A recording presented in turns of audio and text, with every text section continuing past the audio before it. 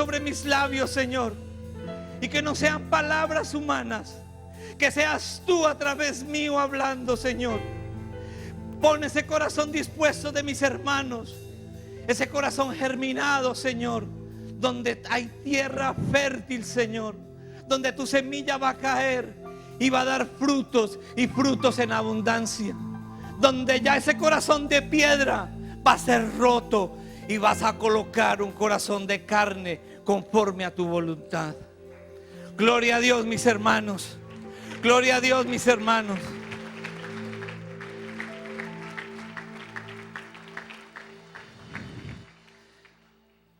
De verdad que es de sumo gozo traer la palabra de Dios. Mi corazón anhelaba desde hace días traer este mensaje. El nombre que Dios le ha colocado es planificando la vida eterna. Hace unos días atrás, con mi compañero de trabajo, íbamos a arreglar unas cámaras. El día anterior me acosté y comencé a planificar cómo tenía que instalar estas cámaras. Algo sencillo, sube el cable, pasa, lo tira, planificando todo para que el trabajo saliera bien. Venía yo de mi trabajo y llegaba al Banwick con el Grand Central, donde están haciendo una obra majestuosa.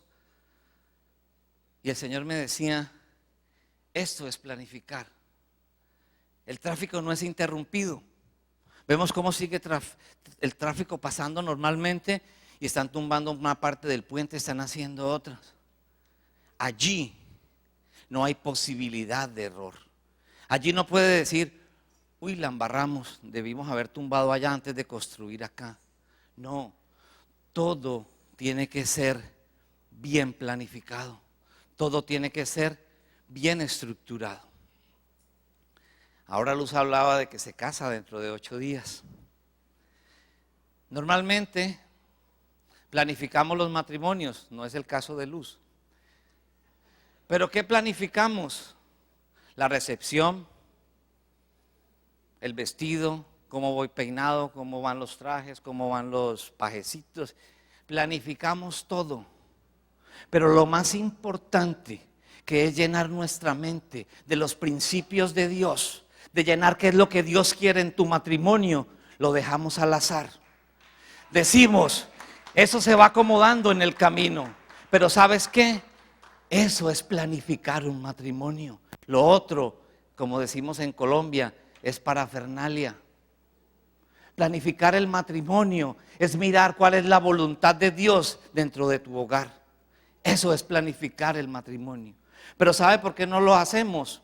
Por favor, acompáñenme a la palabra, al libro de Isaías, el capítulo 55, los versículos 8 y 9.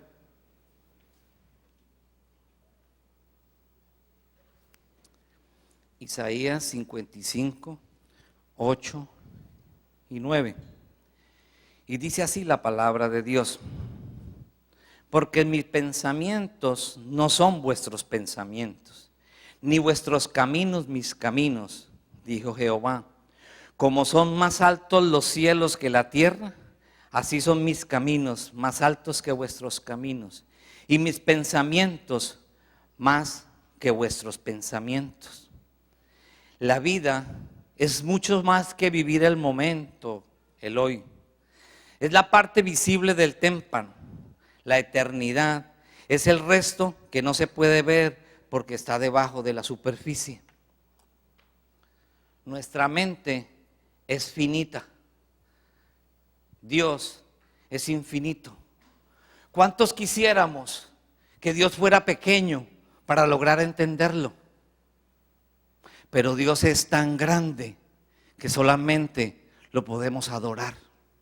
Porque si Dios fuera pequeño, no lo pudiéramos adorar.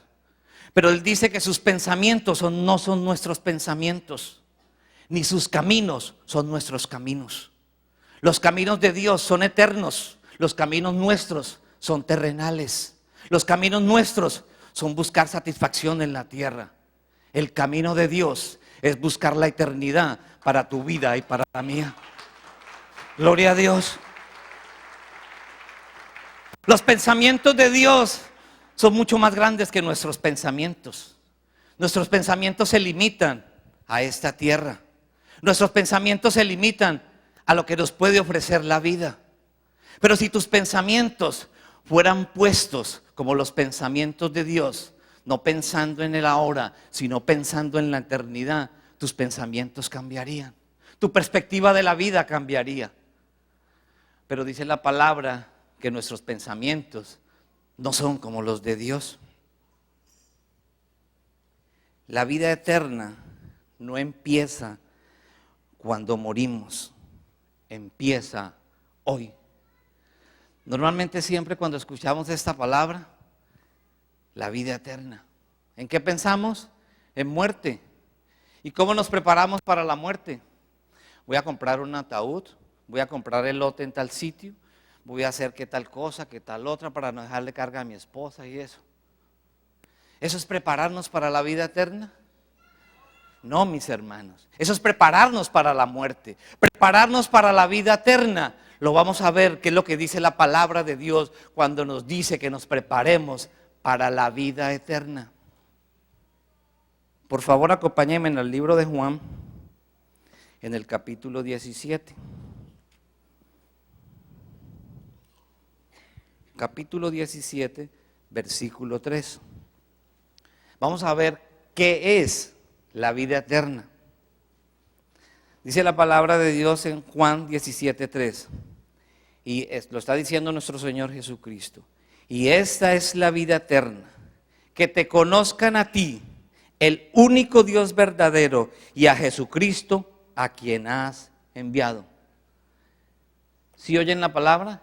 Que te conozcan a ti. Hay dos palabras que confundimos: creer y conocer. Hay mucha gente que cree en Dios. Tú le preguntas, sí, yo creo en Dios. ¿Conoces a Dios? Es muy diferente creer en Dios y conocer a Dios. La mayoría creen en Dios. Casi todo el mundo cree en Dios. Todo el mundo cree en una fuerza superior. Todo el mundo dice que todos los caminos conducen a Dios. Pero no es así, mis hermanos. Hay que conocer a Dios. No creer en Dios, sino conocer a Dios. Dice que la vida eterna es conocer a Dios. La vida eterna no es creer en Dios, sino conocer a Dios. Miremos lo que dice Santiago 2:19.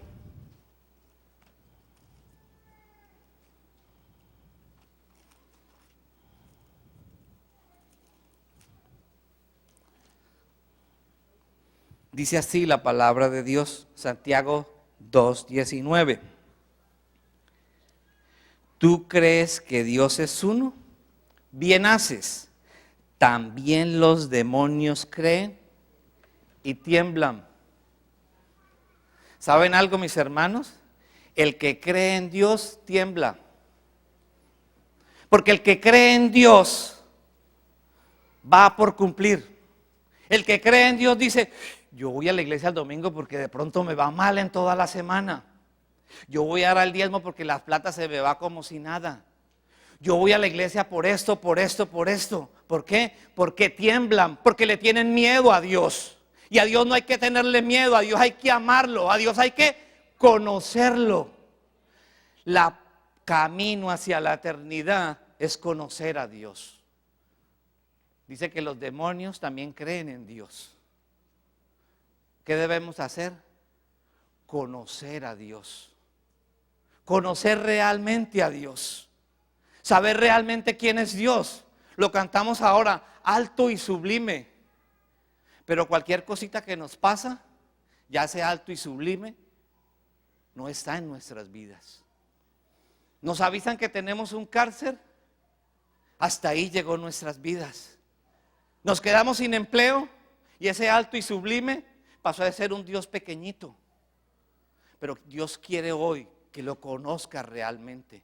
Que pase lo que pase a tu alrededor, Tú no crees en un Dios pequeño, tú conoces al poderoso de Israel, al Dios grande y maravilloso, aquel que gobierna la tierra, aquel que gobierna las galaxias.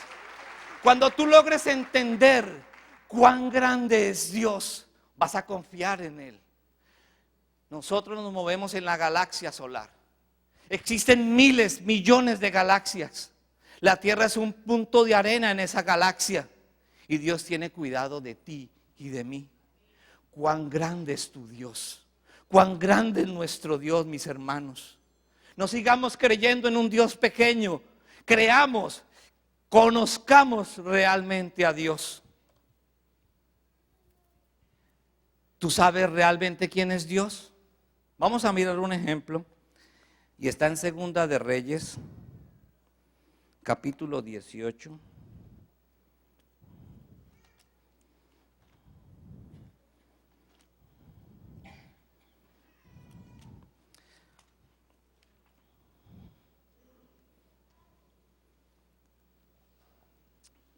Segunda de Reyes, capítulo 18. Dice el versículo 1.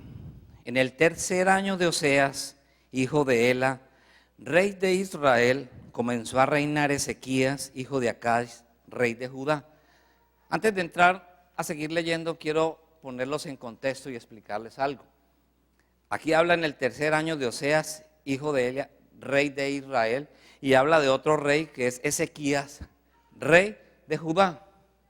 En este tiempo, el pueblo de Dios, las 12 tribus de Israel se habían dividido en dos. Tenían una parte en el norte, que su capital era Samaria, y una parte en el sur, que se llamaba Judá, y su capital era Jerusalén. Cada uno tenía su rey. El rey del norte era Oseas, y el rey del sur, o sea, de Judá, de Jerusalén, era Ezequías. Vamos a mirar el comportamiento de estos dos reyes. Vamos a mirar cuál realmente conocía a Dios y cuál creía en Dios. Cuando comenzó a reinar, estoy en el versículo 2, estamos hablando del rey Ezequías, era de 25 años y reinó en Jerusalén 29 años. El nombre de su madre fue Abi, hija de Zacarías. Oiga lo que dice: hizo lo recto ante los ojos de Jehová, conforme a todas las cosas que había hecho David su padre. Él quitó los lugares altos y quebró las imágenes y cortó los símbolos de acera e hizo pedazos la serpiente de bronces que había hecho Moisés, porque hasta entonces le quemaban incienso los hijos de Israel y la llamó Neustán. Esto significa cosa de bronce. En Jehová Dios de Israel puso su esperanza. Ni después ni antes de él hubo otro como él entre todos los reyes de Judá, porque siguió a Jehová y no se apartó de él, sino que guardó los mandamientos de Jehová, prescribió Moisés. Y Jehová estaba con él, y a donde quería que salía prosperaba. Él se rebeló contra el rey de Asiria y no le sirvió. Cumplía los estatutos y los mandamientos de Jehová. Derribó los lugares altos. Este pueblo era idólatra por naturaleza. De pronto tú dirás, pero yo no soy idólatra, porque no tengo imágenes.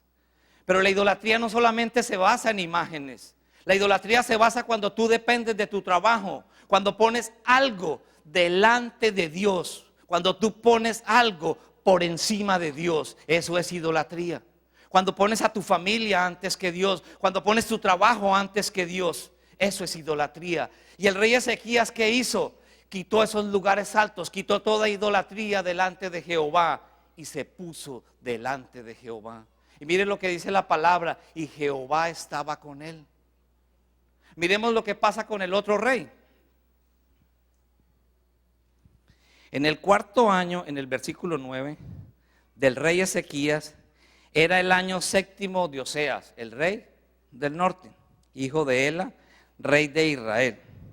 Subió Salmanasar, rey de los asirios, contra Samaria y la sitió. Y la tomaron al cabo de 3 años, en el año sexto de Ezequías, el cual era el año noveno del rey de Israel. Fue tomada Samaria. Y el rey de Asiria llevó cautivo a Israel a Asiria y los puso en Halac, en Habor, junto al río Gozán, y en las ciudades de los medos, por cuanto no habían atendido a la voz de Jehová su Dios, sino que habían quebrantado su pacto, y todas las cosas que Moisés, siervo de Jehová, había mandado, no las habían escuchado ni puesto por obra. Dice la palabra de Dios que un hombre insensato es aquel que no escucha ni hace.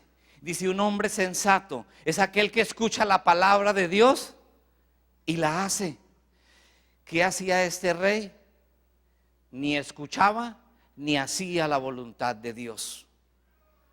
Pregunta, mis hermanos, ¿cuántas veces venimos a la iglesia, escuchamos la palabra de Dios y hacemos caso omiso a ella? ¿O realmente nos involucramos en las cosas de Dios? ¿Realmente hacemos caso a lo que dice la palabra de Dios? Si tú escuchas y haces, Dios te comparará con un hombre prudente, con un hombre sensato, que edificó su casa sobre la roca, y vinieron lluvias, vinieron tormentas, y nada le pasó a esa casa. ¿Por qué? Porque estaba fundamentada en la roca, porque tú escuchaste e hiciste. Este rey ni escuchó ni hizo, y las 10 tribus del norte fueron llevadas cautivas por el rey de Asiria. ¿Y qué pasó con el rey de Judá? Dicen que se rebeló contra el rey de Asiria. Y mire lo que pasó. Saltemos al versículo 28. Aquí venían amenazas contra el pueblo de Dios. Venían amenazas fuertes contra aquel que se rebeló contra las cosas del mundo y quería solamente agradar a Dios. Entonces el Rabaceses se puso en pie y clamó a gran voz en lengua de Judá y habló diciendo, este fue el enviado de Siria: oí la palabra del gran rey, el rey de Asiria. Así ha dicho el rey: no os engañe Ezequías, porque no os podrá librar de mi mano. Y no os engañe Ezequías, confiar en Jehová diciendo, ciertamente nos librará Jehová, y en esta ciudad no será entregada en manos del rey de Asiria. No escuchéis a Ezequías, porque así dice el rey de Asiria: haced conmigo paz y salid a mí, y coma cada uno de su vid y de su higuera, y beba cada uno de las aguas de su pozo, hasta que yo venga y os lleve a una tierra como la vuestra, tierra de grano y de vino, tierra de pan, de viñas, tierra de olivos, de aceite y de miel, y viviréis y no moriréis. No oigáis a Ezequías, porque os engaña cuando dice, Jehová nos librará. ¿Acaso alguno de los dioses de las naciones ha librado su tierra de la mano del rey de Asiria? ¿Qué amenazas tan fuertes? Yo no sé si tú algún día te has sentido amenazado, como estas palabras. Este rey de Asiria estaba amenazando al pueblo de Judá, diciéndole que no confiaran en Ezequías, que no confiaran en Jehová, que él era un rey poderoso, y así como había llevado cautiva a Israel, se iba a llevar cautiva a Judá.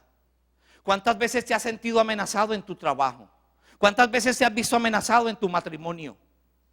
Y la realidad es cierta, la realidad la estamos viviendo. Hay escasez, sí. Hay escasez de empleo, sí.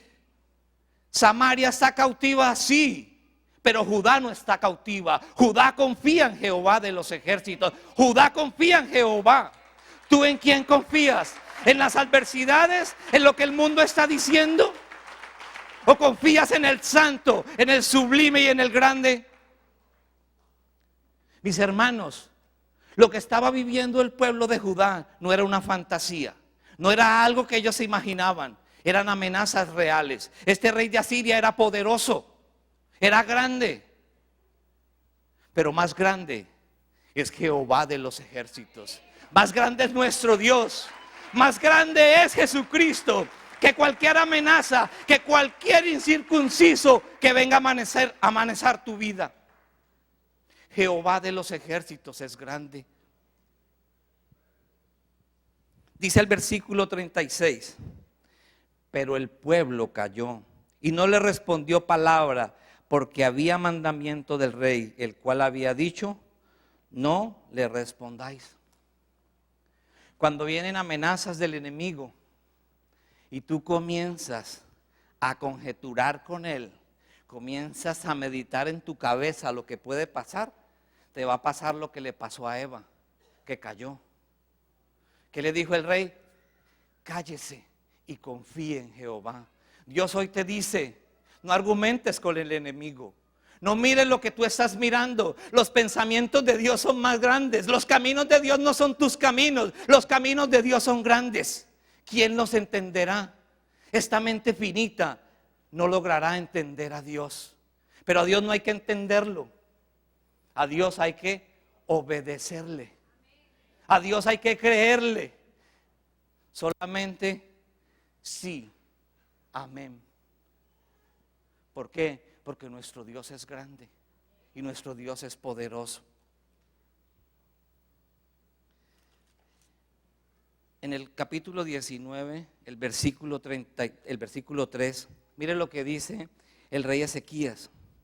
Para que le dijesen, así ha dicho Ezequías, este es día de angustia, de represión y de blasfemia, porque los hijos están a punto de nacer y la que da a luz no tiene fuerzas. ¿Cuántas veces nos hemos sentido así? A punto de dar a luz, pero no hay fuerzas. ¿Cuántas veces nos hemos visto derrotados? Porque veo que mi hijo no tiene salvación. Porque veo que mi hijo no tiene remedio. Y la que da a luz no tiene más fuerzas. Hoy Dios te dice, clama a mí y yo te responderé. Y te mostraré cosas grandes. Y te mostraré cosas ocultas. Porque tus pensamientos no son mis pensamientos. No es como tú mires a tu hijo, es como Dios lo está mirando. Así la adversidad sea contraria, así te muestren lo que no es. Dios hoy te dice, yo soy tu redentor y tu redentor vive. Yo soy tu libertador y Dios va a libertar a ese hijo que anda perdido, que el mundo te lo quiere robar, que el mundo te lo quiere quitar. Dios hoy te dice, confía en mí. Hoy es día de angustia, decía el rey Ezequías, pero Ezequías confiaba en Jehová. Ezequías podía oír rumores de que el rey de Asiria es muy grande, de que ese rey era malo, de que ese rey era perverso, pero él confiaba, él conocía quién era Jehová de los ejércitos. Mire lo que dice el versículo 15. Y oró Ezequías delante de Jehová diciendo, Jehová Dios de Israel, que mora entre los querubines, solo tú eres Dios de todos los reinos de la tierra. Tú hiciste el cielo y la tierra. Inclina, oh Jehová, tu oído y oye. Abre, oh Jehová, tus ojos y mira. Y oye las palabras de Sennacherib, que ha venido a blasfemar al Dios viviente. Es verdad, oh Jehová, que los reyes de Asiria han destruido las naciones y sus tierras, y que echaron a fuego a sus dioses, por cuanto ellos eran dioses sino obra de mano de hombres, madera o piedra, y por eso los destruyeron. Ahora pues, oh Jehová Dios nuestro, sálvanos, te ruego, de su mano, para que sepan todos los reinos de la tierra que solo tú, Jehová, eres Dios. Solo tú, Jehová, eres Dios. El rey de Asiria había destruido, pero ¿qué había destruido? Dioses hechos de mano, dioses de madera, dioses de cerámica, dioses que ni hablan, ni oyen, ni ven, ni entienden. Pero el Dios tuyo te oye, te ve y te entiende. El Dios tuyo te levanta, el Dios tuyo te fortalece, porque es Jehová de los ejércitos. ¿Dónde está tu confianza? ¿En esos dioses de madera? ¿En esos dioses de yeso que ni hablan ni oyen? Pues déjame decirte, vendrá el rey de Asiria y te los echará al fuego. Pero si tu confianza está, como el rey Ezequías, en el verdadero Dios, en el Dios de Israel, en el Dios de Jacob, en el Dios de Abraham, tú también tienes que poner tu confianza en aquel Dios. Dice el versículo 22, ¿A quién has vituperiado y blasfemado? ¿Y contra quién has alzado la voz y levantado en alto tus ojos? Contra el Santo de Israel. Mis hermanos, si el enemigo se mete contigo, se está metiendo con Dios. Este rey de Israel pensó que se estaba metiendo con el rey Ezequías. Y el rey de Ezequías le dice: no, Señor, no has blasfemado contra mí. Te has rebelado contra el Dios de Israel. Te has rebelado contra el Altísimo. Tú no me estás haciendo nada a mí. Mis hermanos, cuando vengan amenazas fuertes a tu vida, no es contra ti que vienen esas amenazas, es contra el que mora en ti, es contra el Santo de Israel, es contra Jesucristo mismo que el enemigo está luchando. Déjale las cargas a Jesús, déjale las cargas a tu Dios. No sigas confiando en dioses pequeños, no sigas confiando en dioses de madera, confía en Jehová de los ejércitos. Y mire lo que le pasó a este rey de Asiria en el versículo 28. Porque por cuanto te has airado contra mí, por cuanto tu arrogancia ha subido a mis oídos, yo pondré mi garfio en tu nariz y mi freno en tus labios, y te haré volver por el camino por donde viniste. Mire lo que le dice Dios a este rey de Asiria: pondré mi garfio en tu nariz y mi freno en tu boca, para que dejes de estar hablando boberías, para que dejes de estar blasfemando el nombre de Dios, para que dejes de estar amenazando a mi pueblo, para que dejes de estar amedrantando a los hijos de Israel. Y mire las consecuencias, el versículo 35. Y aconteció que aquella misma noche salió el ángel de Jehová y mató en el campamento de los asirios a 185,000. Y cuando se levantaron por la mañana, he aquí, todo era cuerpo de muertos. Entonces Sennacherib, rey de Asiria, se fue y volvió a Nínive, donde se quedó. Y aconteció que mientras él adoraba en el templo de Nisroch, su dios, ese dios está con D minúscula porque no es un dios, Adramelech y Sarecer, sus hijos, lo hirieron a espada y huyeron a tierra de Arará, y reinó en su lugar Estarón, su hijo. Mire el fin del rey de Asiria, muerto por sus propios hijos. ¿A quién fue a clamar? Al dios de Nimrod, un dios que no oye, que no ve ni entiende. Y vino el poderoso, vino el Santo de Israel, y sus hijos lo asesinaron a filo de espada.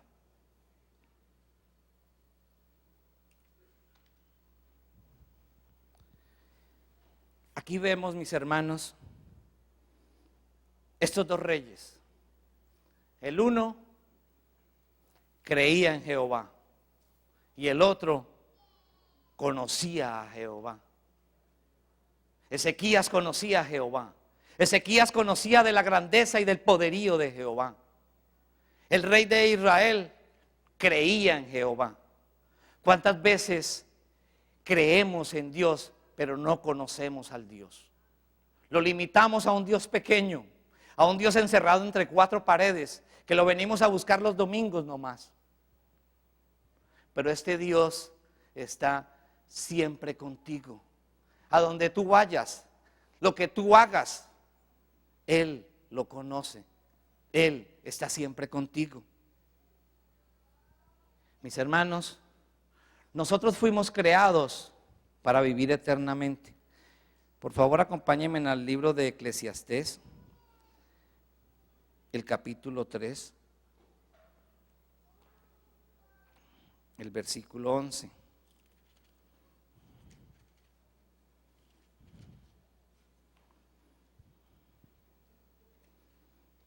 Dice Eclesiastés 3:11. Todo lo hizo hermoso en su tiempo y ha puesto eternidad en el corazón de ellos, sin que alcance el hombre a entender la obra que ha hecho Dios desde el principio hasta el fin. Yo no sé si a ustedes les pasa, pero a la mayoría de personas les pasa. Queremos vivir eternamente. Pero vivir eternamente en esta carne. No queremos que nadie se nos muera. No queremos que nadie se vaya. No queremos irnos nosotros. No planificamos la vida eterna. Y mire lo que acaba de decir. Pero ¿sabe qué? En el Salmo número 90:10 dice que los años del hombre son 70 y de los más gruesos como yo, 80. Sí, porque yo no pienso que, bueno, no voy a decir nada mejor. Pero eso dice el Salmo. Pero Dios nos creó eternos. Dios nos creó eternos. Por eso esas ganas de no morirnos. Cuando se detiene el corazón, es el fin del cuerpo en la tierra, pero no el fin de tu ser. Cuerpo terrenal es la residencia del alma. Por favor, acompáñenme en la 2 de Corintios, capítulo 5, versículo 1. 2 de Corintios, capítulo 5, versículo 1. Dice la palabra de Dios: porque sabemos que si nuestra morada terrestre es este tabernáculo, se deshiciere, tenemos de Dios un edificio, una casa no hecha de manos, eterna en los cielos. Yo no sé si usted ha leído Apocalipsis 21, que habla de la casa que está preparada para nosotros. Dice que sus puertas son de oro, que su piso es de piedras preciosas. Pero ¿sabes algo? Nosotros no creemos esta palabra. Nosotros estamos aferrados a esta carne. Nosotros estamos aferrados a este mundo, a lo que nos proporciona esta carne, a lo que nos proporciona este mundo. Pero si tú realmente le creyeras a Dios, creyeras que Él tiene un edificio allá, como lo dice la palabra, tu anhelo sería estar en la presencia de Jehová. Tu anhelo sería estar en ese edificio de Dios, no acá en esta tierra. ¿Por qué? Porque dice la palabra de Dios que este tabernáculo es pasajero. Pero ¿sabes algo? En este tabernáculo está tu alma. Y cuando tú te mueras, este tabernáculo se queda aquí en la tierra. Todo lo que tú hayas conseguido, todo lo que tú hayas hecho, todo lo que tú poseas se queda aquí. Pero lo que está en este tabernáculo, el alma, solamente tiene dos caminos. Solamente tiene dos sitios a donde ir. Por favor, acompáñenme al libro de Daniel, el capítulo 12.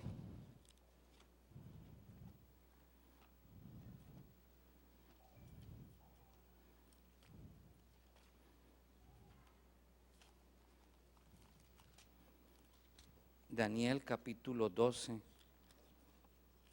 versículo 2.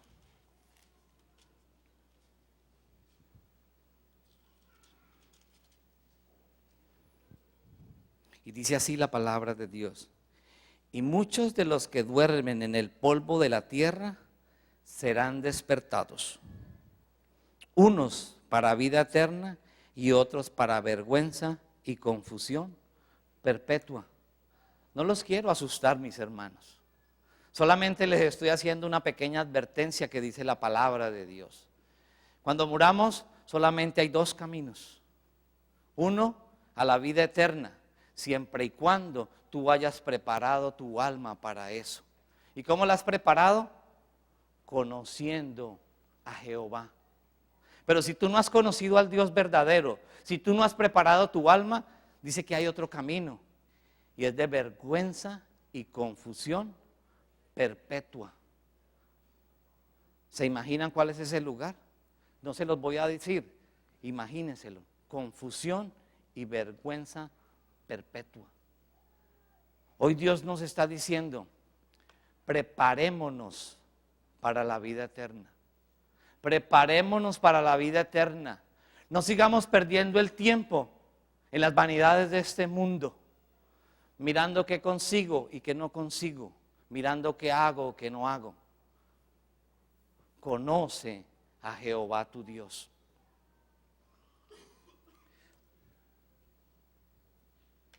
Esta semana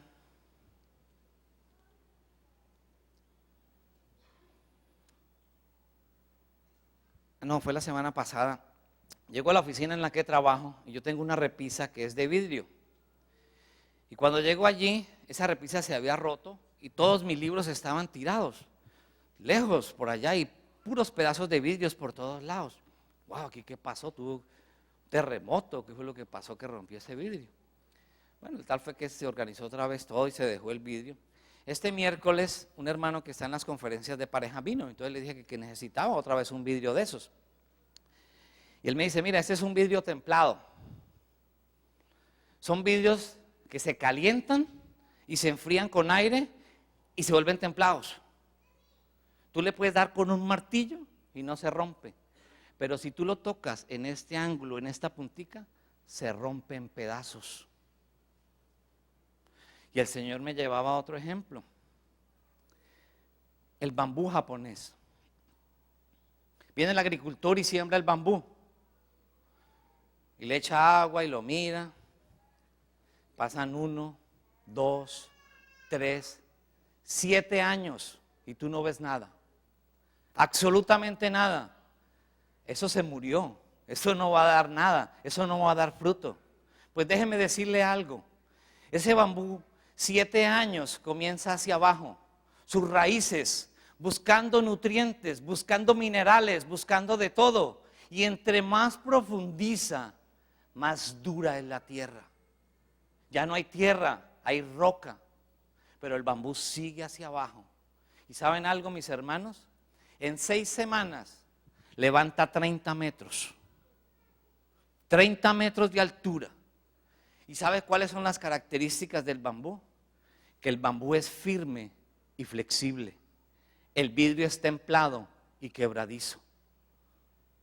¿Qué les quiero decir con esto, mis hermanos? El bambú, en mi país le llaman guadua.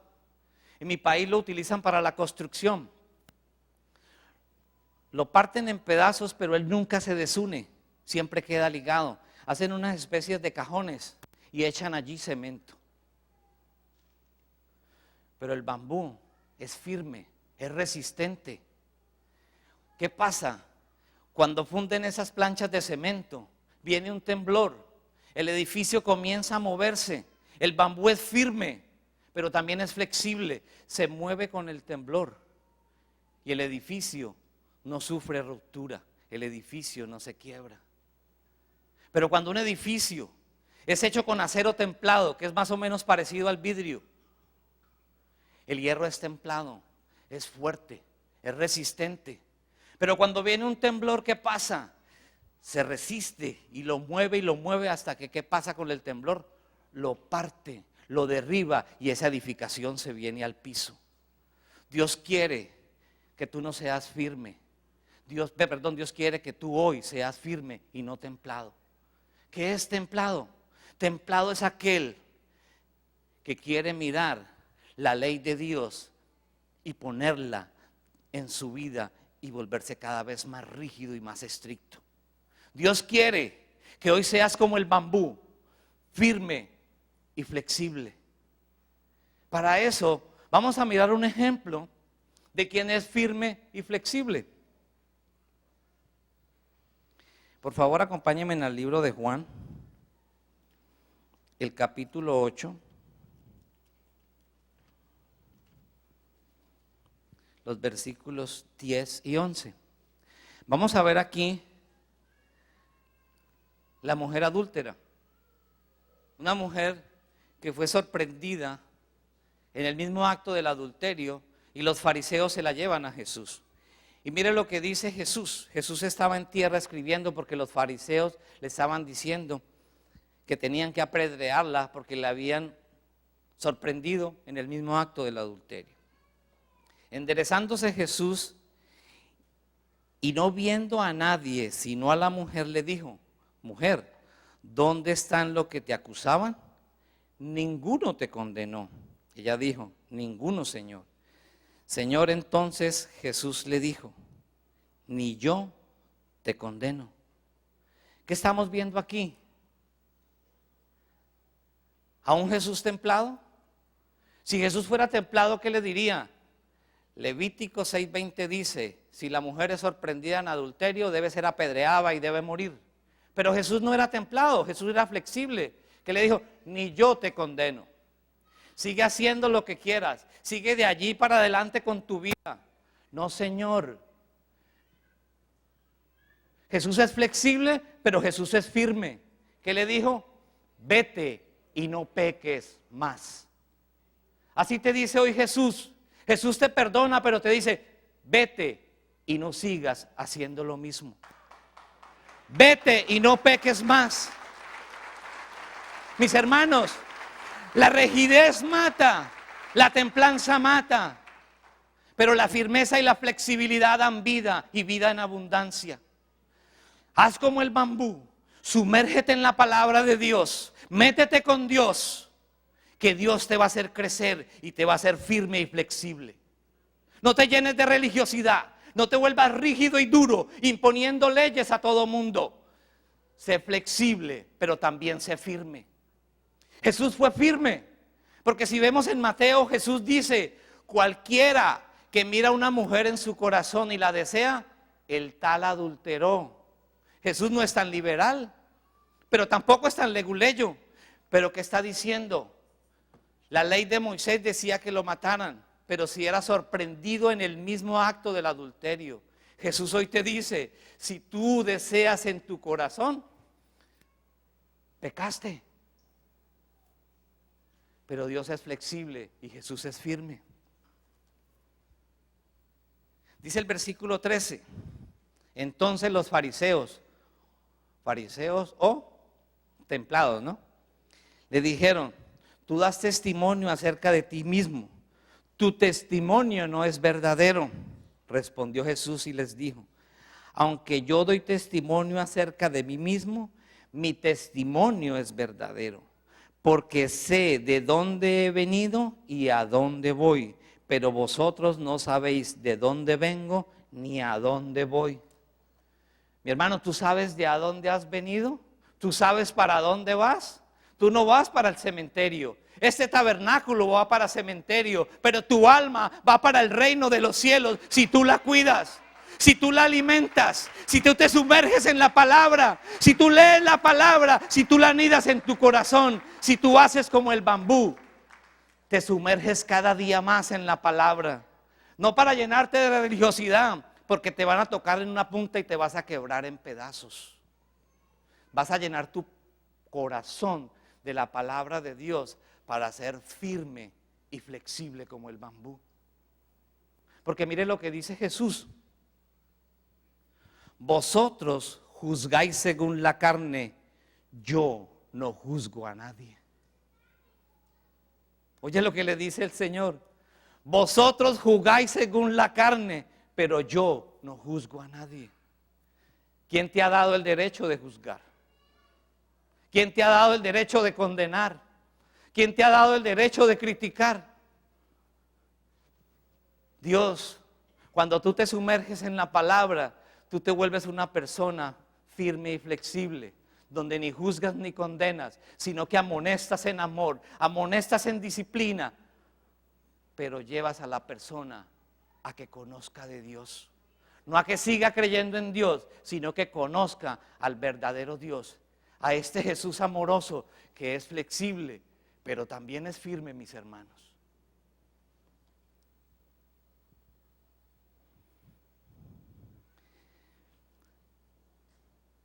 Mis hermanos, la vida terrenal nos da muchas opciones, pero la vida eterna solamente nos da una. ¿Cómo logramos conseguir la vida eterna? Vamos a mirar un ejemplo. Vamos al libro de Marcos, el capítulo 10.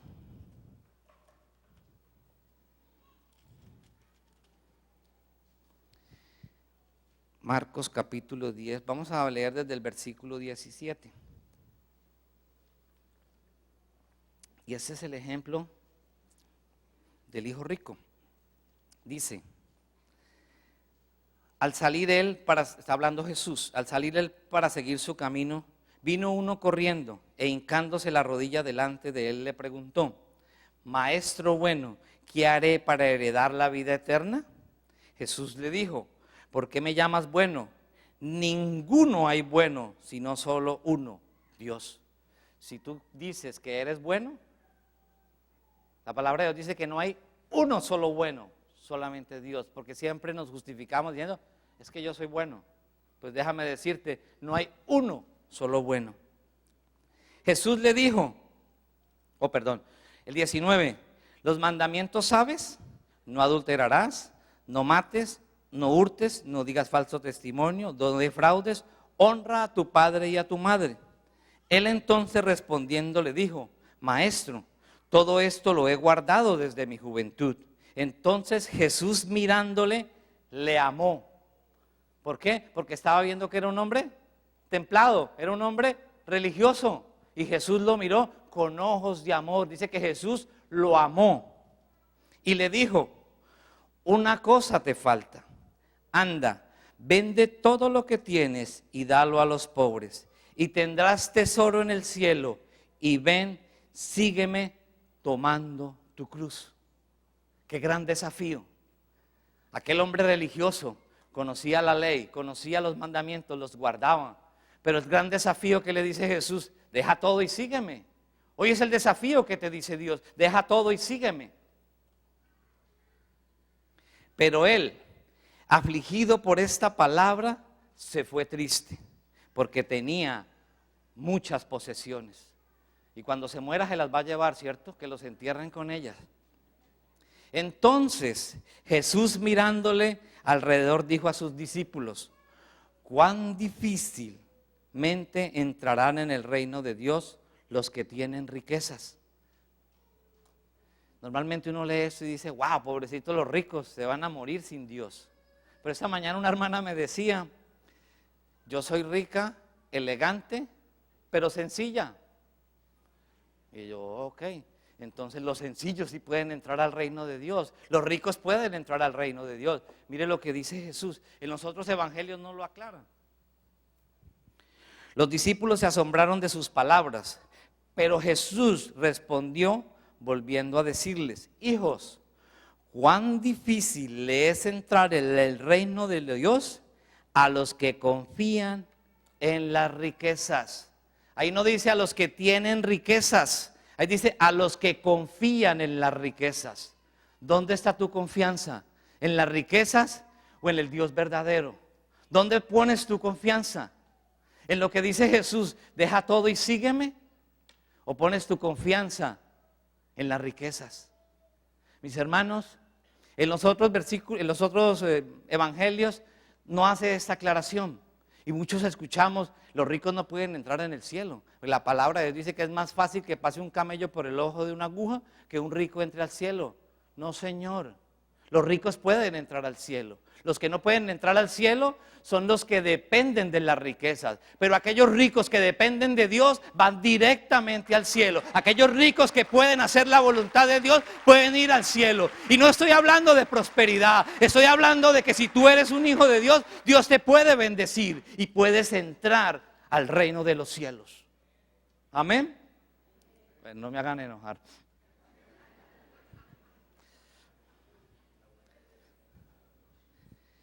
Mis hermanos, pero hay promesa. Hay una promesa grande que está en el libro de Apocalipsis. En el capítulo 7.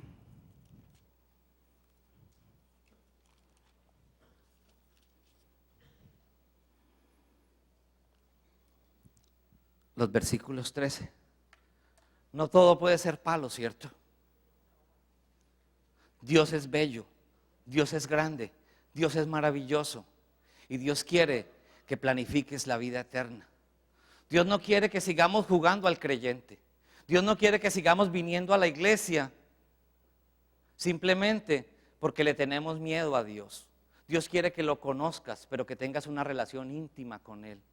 La palabra de Dios, cuando dice que la vida eterna es que conozcáis. Esa palabra conocer significa intimidad. Dice que el temor a Jehová es el que da la sabiduría. Nosotros no podemos que seguir teniéndole miedo a Dios.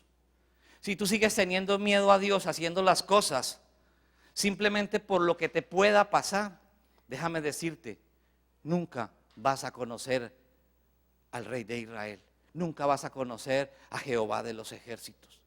Tú vas a conocer al Dios de Israel cuando tú tienes temor de Él.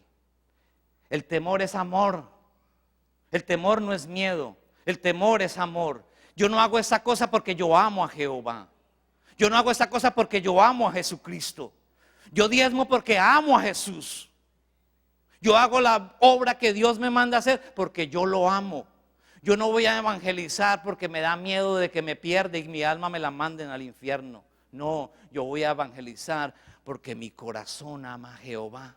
Porque en mi corazón hay temor de Jehová.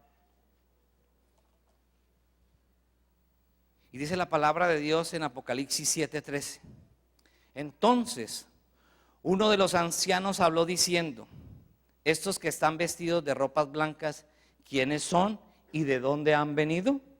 Yo le dije: Señor, tú lo sabes. Y él me dijo: estos son los que han salido de la gran tribulación y han lavado sus ropas, las han emblanquecido en la sangre del Cordero. Por eso están delante del trono de Dios y sirven día y noche en su templo.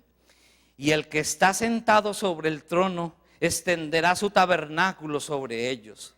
Ya no tendrán hambre ni sed, y el sol no caerá más sobre ellos ni calor alguno, porque el Cordero que está sentado en medio del trono los pastoreará y los guiará a fuentes de agua viva, y Dios enjugará toda lágrima de los ojos de ellos. Qué palabra más hermosa, mis hermanos. Dice que estaban vestidos de ropas blancas. Aquellos hombres las lavaron con límpido y con, ¿cómo es que se llama ese jabón en República? ¿Lejía? Y con lejía. No, mis hermanos, esas ropas eran blanquísimas. ¿Y sabe qué es lo único que blanquea tu ropa de toda suciedad y de toda inmundicia? La sangre del Cordero. Cuando tú te limpias con la sangre de Cristo, eres verdaderamente limpio. Cuando la sangre de Cristo está sobre tu vida, podrás pararte ante el trono de Dios. Y sabes la gran noticia, tu gran pastor es Jesús. Tu gran pastor es Jesús. Ya no tendrás quejas, porque los pastores de la tierra son humanos y se equivocan. No, Señor, tu gran pastor es Jesús. Aquel que entregó su vida en la cruz del Calvario y derramó su sangre para que todos tus pecados fueran blancos como la nieve. Aquellos pecados rojos como el carmesí serán blanqueados y te podrás presentar ante el Dios supremo blanco.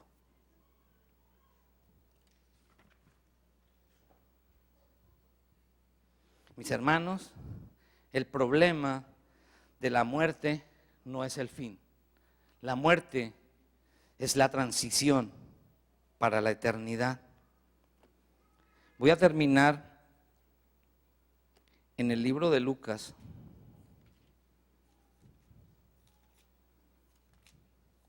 En el capítulo 16.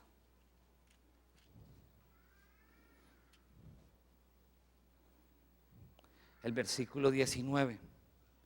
Y dice así la palabra de Dios. Había un hombre rico que se vestía de púrpura y de lino fino y hacía cada día banquete con esplendidez. Había también un mendigo llamado Lázaro que estaba echado a la puerta de aquel lleno de llagas y ansiaba saciarse de las migajas que caían de la mesa del rico, y aún los perros venían y le lamían las llagas. Aconteció que murió el mendigo y fue llevado por los ángeles al seno de Abraham. Y murió también el rico y fue sepultado.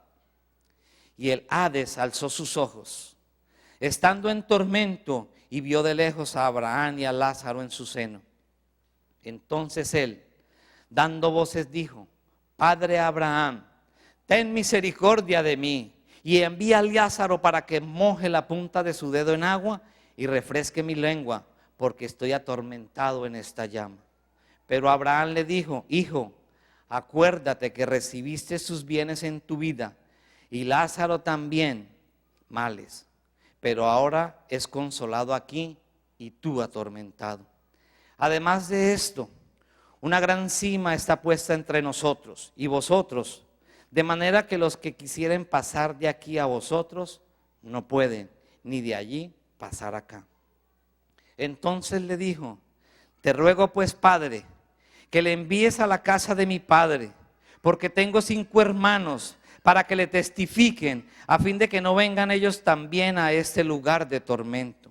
Y Abraham le dijo: a Moisés y a los profetas tienen, óiganlos. Él entonces dijo: no, padre Abraham, pero si alguna fuera a ellos de entre los muertos, se arrepentirán. Mas Abraham le dijo: si no oyen a Moisés y a los profetas, tampoco se persuadirán, aunque se les levantare de los muertos.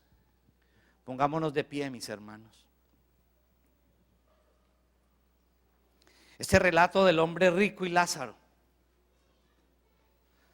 Dios nos está dando esta parábola para que miremos que existen 2 lugares: un lugar de gozo y un lugar de tormento.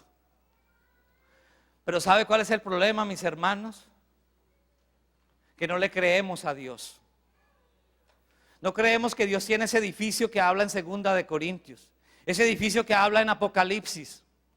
Pero tampoco creemos que existe el Hades, que existe ese lugar de tormento. Mire lo que le dice el rico: Padre Abraham, envía a Lázaro para que vaya a mi casa y dé testimonio de que esto existe. Mis hermanos, hoy Dios te pregunta: ¿tendrá que venir alguien desde los mismos infiernos y decirnos que eso es verdad? Para que vivamos una vida recta, para que empecemos a conocer a Dios, para que nos metamos en las profundidades de Dios, para que seamos como el bambú, firmes y flexibles. ¿Será que tiene que pasar esto? Nuestro padre Abraham le dijo: a Moisés y a los profetas tenéis. Hoy Dios te dice: tú tienes mi palabra. Mi palabra te confronta. Mi palabra te dice que es bueno y que es malo. Mi Santo Espíritu he puesto en tu vida. ¿Estás planificando la vida eterna?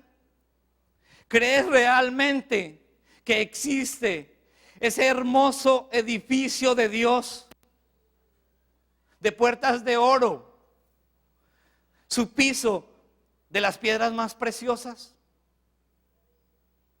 ¿Te estás preparando para la vida eterna? ¿O sigues jugando al creyente? ¿Sigues jugando a creer en Dios? A que Dios existe y que Dios es bueno. Pero Dios no quiere eso. Dios quiere que lo conozcas, que tengas una intimidad con Él, que comiences a caminar como Él dice. Aunque nuestra mente finita jamás entenderá a Dios. Dios no te pide hoy que lo entiendas. Dios te pide hoy que lo obedezcas. Bendito Dios y Padre Celestial. Gracias, oh Dios. Gracias, oh Dios, porque hemos traído tu palabra. Porque tu palabra es viva y eficaz. Tu palabra es más cortante que espada de doble filo. Señor, que seas tú rompiendo esos corazones duros, esos corazones de piedra, Señor. Y que seas tú, Padre Celestial, colocando un corazón nuevo, un corazón de carne, un corazón que te busque, un corazón que anhele estar en tu presencia. Gracias, oh Dios, porque aquellos que confían en esos dioses de yeso, de madera, hoy han entendido que esos dioses ni ven ni hablan. Hoy hemos entendido que tú eres el Dios de Israel, que tú eres el Dios altísimo, que como tú no hay nadie, Jehová de los ejércitos. Mi vida depende única y exclusivamente de ti. Hoy nos preparamos, Señor, porque esta morada es temporal aquí en la tierra, Señor. Y algún día la tendremos que dejar. Algún día esta carne que nos pide tanto placer, esta carne que nos pide tantas cosas que nos apartan de ti, algún día se quedará aquí. Pero lo verdadero, lo eterno, lo que nos llevamos ante ti, nuestra alma, la estamos descuidando. Pero hoy te decimos, Señor, pon en nosotros ese querer como el hacer. Pon en nosotros, Padre Celestial, esas ganas de buscarte. Sabemos, Padre Santo, que cuando te buscamos es como el bambú, que cada vez que profundizamos en tu palabra, la vida se vuelve más hostil y se vuelve más dura. Pero no importa, Padre Santo, porque cada vez que te buscamos, cada vez que clamamos a ti, y así venga el rey de Asiria a amenazarnos, sabemos que nuestra confianza está puesta en ti. Mi confianza no está puesta en mi trabajo. Mis hijos no están confiando en mí. Yo confío en ti, Jehová de los ejércitos. Mi confianza está única y exclusivamente en ti. Hoy hemos entendido, Señor, de que tú eres el único Dios, de que tú eres el verdadero Padre Santo, alto y sublime. Sabemos que no hay nadie como tú, Señor. Gracias, oh Dios. Gracias, oh Dios, por traer esta palabra a nuestras vidas. La vida no es un juego, mis hermanos. La vida es temporal y pasajera. Dios nos creó eternos para tener eterna comunión con Él. Y este cuerpo se desgasta y un día se va a quedar aquí en la tierra. Pero déjeme decirle, tu alma estará por la eternidad en dos lugares. Tú escoges. Yo he puesto delante de ti la vida y la muerte. Yo he puesto delante de ti la bendición y la maldición. Tú escoges, hermano y hermana, a dónde irá tu alma. A morar eternamente con Dios o a ese lugar de sufrimiento. Dios hoy te dice, no sigas siendo creyente. Conoce al Dios de Israel. Conoce a Jehová de los ejércitos.